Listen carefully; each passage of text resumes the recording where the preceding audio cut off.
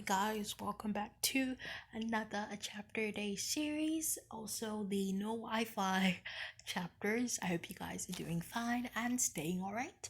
If you've watched or if you've listened to rather Judges chapter 4, you would understand my rant at the end of the chapter. But don't worry, I'm not gonna make this video lengthy, filled up with my emotions and just clogged up mindset at this moment. But yeah. Welcome to today's chapter. We have how many more chapters until we're done? Wow. Judges has 21 chapters and we're currently reading Judges chapter 5 today. And so that is wow. We have 16 more chapters. Pretty short.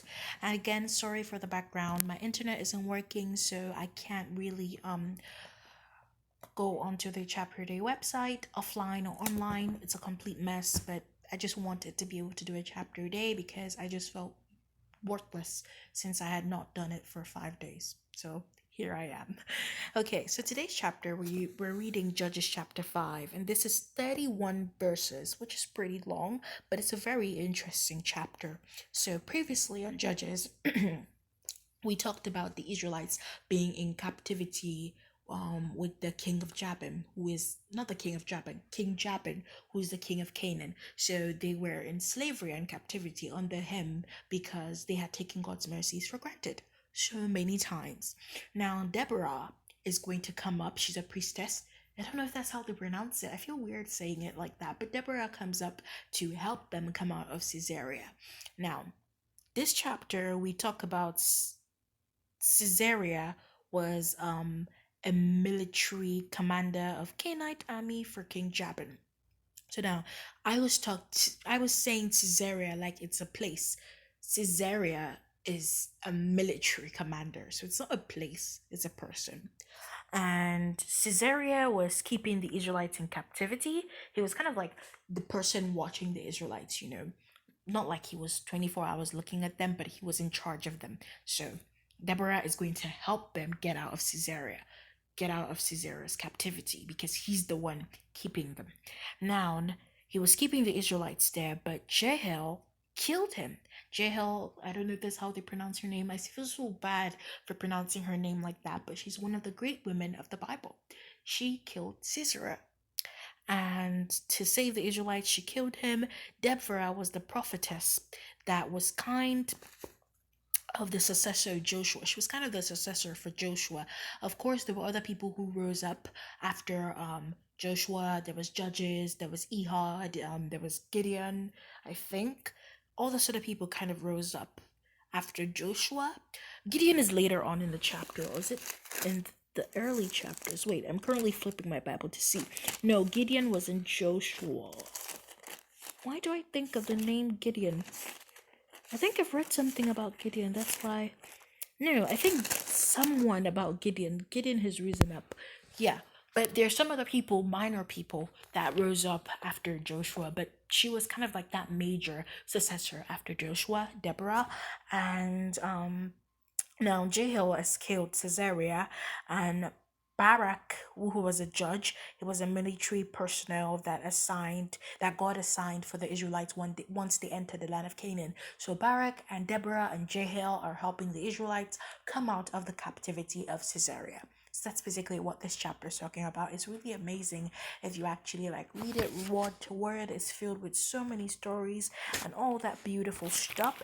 And for verses, it was really straightforward. It's 31 verses, but it's straightforward to the point. That's what I like about this verse. But yeah, I hope you guys are doing fine and staying all right. I'm trying to get my life back together in terms of my relationship with God. It's really been, I won't say turmoil, but I've just been reckless on my part. And I truly pray to God to have mercy upon me for that.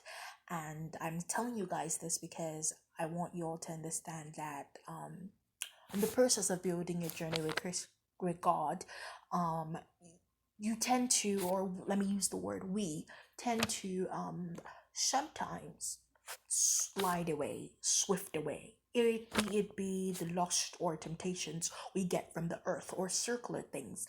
We tend to allow those things swift us and slide us away from God. But there's something about God that I love so much.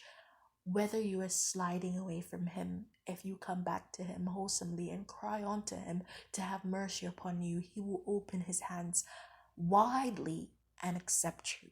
So that's one thing I want you to remember. And, I'm going to try to be better and not to, allow myself be that reckless and to just slide away and to just live waywardly, even though it's only been 5 days. I feel like this has been the most, I don't want to use the word worst, but the most absurd and annoying 5 days of my life. Like, it's just been pop, pop, pop, pop, pop. Each corner, I'm grateful though to be alive and have good health, and there are good things that have happened within this 5 days. But like, it's just so weird. Let me use the word weird. I feel like weird is better, not annoying. Weird. But yeah, I am thankful to God nonetheless for everything, for moving, for life, for health, for provision, for having a roof over my head, for a job, for my family, and everything. Those are the only things I can be thankful to Him for, because, it's better than nothing. But yeah, I hope you guys are doing fine. Please accept God truthfully from your heart as your personal Lord and Savior.